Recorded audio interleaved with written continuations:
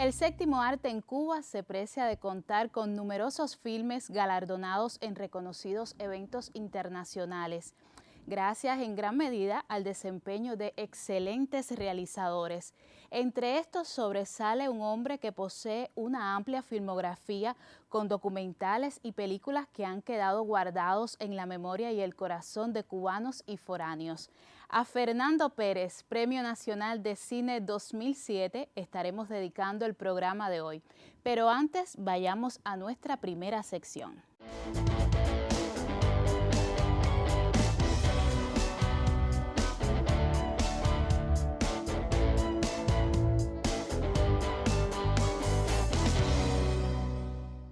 Fernando Pérez es el padre de grandes películas de la escena cinematográfica cubana, que muestra nuestro país desde la perspectiva de un cronista. Sweet Habana, La vida de Silvar, Clandestinos e Insumisas son apenas algunos de los títulos que nos vienen a la mente cuando hablamos de Fernando. El director se mueve en estilos diferentes, desde el cine simbólico, metafórico, histórico y narrativo, que despierta polémica con cada una de sus puestas en escena y nos traslada a las situaciones espaciotemporales de los personajes. Con su obra ha ganado disímiles premios y reconocimientos dentro y fuera de la isla, pero tantos galardones parecen no compaginar con un hombre tan sencillo y humano, que lleva la ética profesional como bandera. A ese Fernando director, clandestino, insumiso, le debemos el revivir grandes momentos de nuestra historia y estamos expectantes ante los proyectos que nos puede regalar en el futuro. Maydenis Rodríguez García, Más que dos.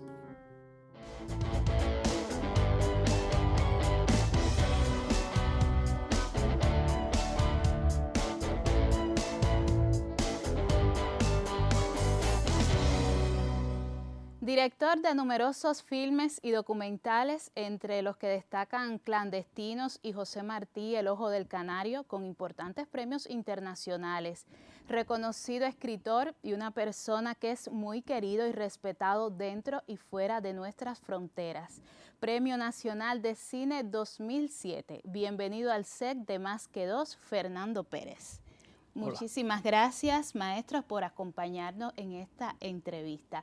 ¿Qué le parece si para iniciar empezamos hablando de sus orígenes? ¿Qué recuerdos tiene Fernando Pérez de su infancia? Bueno, mi infancia fue en Guanabacoa, un pueblo que quiero mucho. Ahí viví hasta que me casé y vine a vivir ya para La Habana, que eso fue toda mi infancia y toda mi juventud. Recuerdo sobre todo las caminatas con mi padre, que era cartero, y a mí me gustaba mucho repartir las cartas con él. Y sobre todo los cines.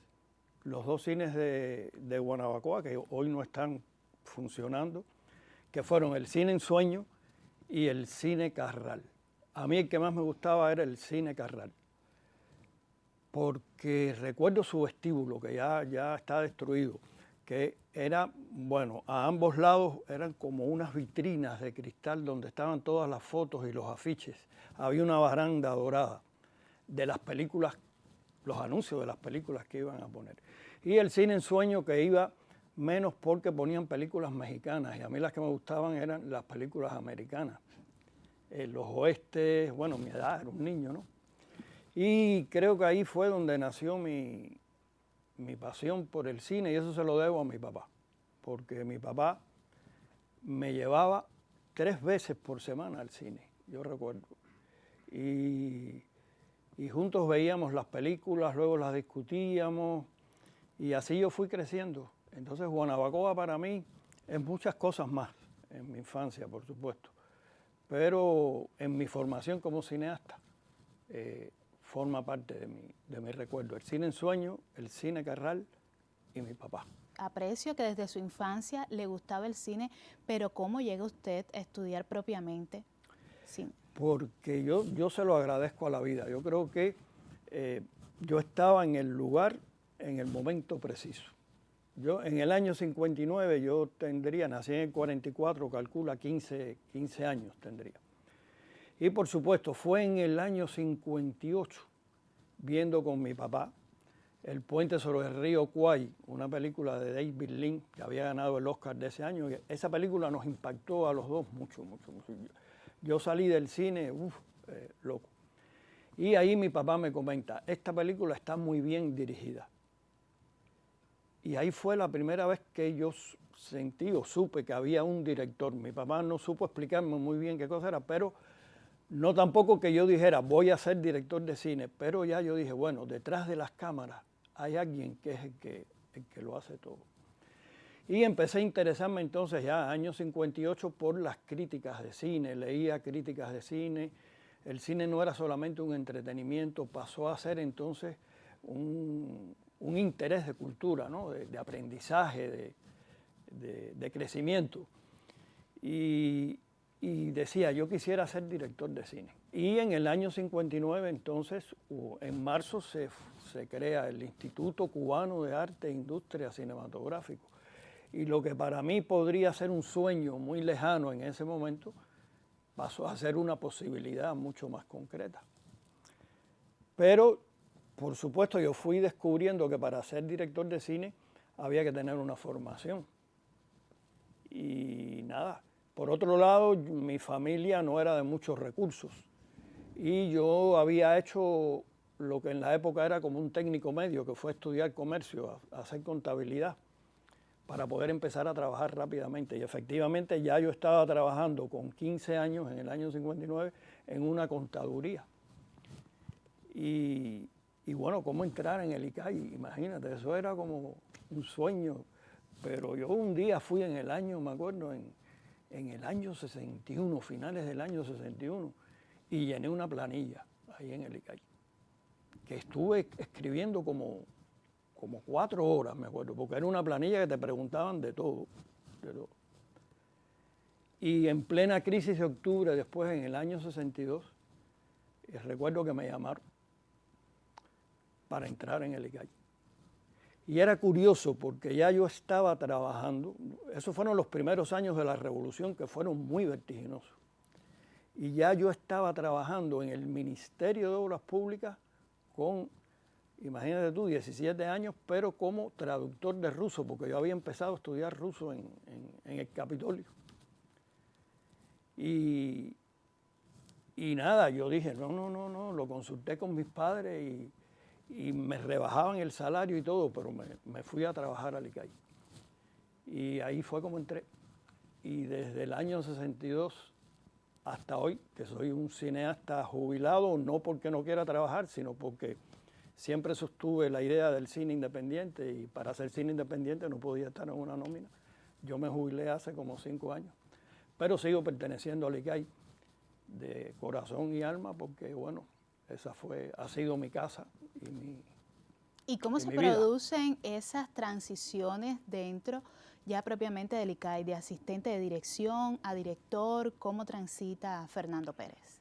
Bueno, fue un tránsito a veces vertiginoso, a veces largo también, porque todo se fue formando. Entonces yo sí tenía que estudiar, no había escuelas de cine y tenía que entrar en la universidad. Entonces combiné mi trabajo en el ICAI con mis estudios universitarios, que es otra de las partes de mi juventud que quiero y añoro mucho, porque la universidad para mí fue muy importante en ese momento por los profesores que tuve en la Escuela de Letras, ahí en la Facultad de Humanidades. Y ahí yo tuve una formación humanística, pero al mismo tiempo el ICAI era como una escuela para mí. El ICAI estaba formando a sus técnicos, especialistas, creadores, y el ICAI era un hervidero de ideas. Y yo recuerdo que yo trabajaba como asistente de producción C, asistente de dirección, estudiaba en la universidad, traducía ruso, en fin, 20 cosas. Y lo que sí tuve que esperar, yo recuerdo, mucho para hacer mi primer documental. Es decir, el proceso de formación demoraba bastante. No es que te promocionaran inmediatamente, se era muy cuidadoso con eso. Y yo recuerdo que fue muy importante la etapa que tuve en el noticiero ICAI latinoamericano, trabajando con Santiago Álvarez, que ahí fue donde ya yo empecé a dirigir, y posteriormente a eso, lo cuento rápido, empecé a hacer documentales. Yo diría que esa fue, digamos, mi escuela concreta. ¿Por qué razón? No solo por trabajar con Santiago, sino porque allí se creó, en la etapa en que yo participé, que fueron finales de los años 70, principios de los 80, prácticamente un taller de creación, porque éramos muchos jóvenes, 3 realizadores, Daniel Díaz Torres, Rolando Díaz, jóvenes camarógrafos, jóvenes sonidistas, que aspirábamos a hacer cine en grande. No que el noticiero no lo fuera, pero bueno, queríamos hacer largometrajes, etc. Y eso, la estructura del noticiero nos permitió filmar prácticamente todos los días, editar prácticamente todos los días, improvisar filmando una noticia, cómo editarla al mismo tiempo que tú la filmabas. Y al mismo tiempo hacíamos documentales con los mismos recursos del ICAI. Y te confieso que para mí fue una etapa de formación donde yo todavía, mirando hacia atrás desde mi perspectiva de ahora, yo sentía que yo no me encontraba a mí mismo. Yo no era un buen documentalista. A mí cada noticiero me costaba trabajo, porque a mí lo que me gusta es filmar la ficción.